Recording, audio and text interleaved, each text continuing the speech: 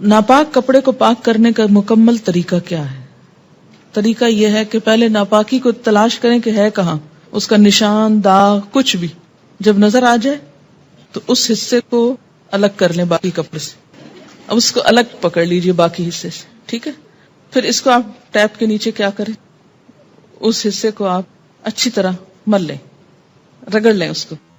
پہلے اس حصے کو کیا کریں، اچھی طرح دھوئیں، صابن لگائیں. پھر اس کے بعد کیا ہے کہ اس کے ذرا سے پیچھے والے حصے کو، کیونکہ پانی وہ اس کا پھیل کے پیچھے تک آ جاتا ہے. پھر اس کے بعد ایک دفعہ پانی صاف ڈالیں اور اس کو اچھی طرح نچوڑ لیں. پھر اس کے بعد پھر نچوڑ لیں، پھر تیسری دفعہ، اور ذرا سا دیکھ لیں کہ پانی کیسا نکل رہا ہے، میلا یہ صاف ہے، دھل گیا کافی. کیا احتلام، مزی، لیکوریا، حیض، ان تمام کے داغ والے کپڑوں کو ایک ہی طریقے سے پاک کیا جائے گا یا الگ الگ طریقہ ہے؟ اس میں کوئی اور نجاست جس کا آپ نے نام نہ لکھا ہو، مثلا خون ہے یا یورین ہے یا کچھ اور، ان سب کو بھی اسی طرح پاک کیا جائے گا.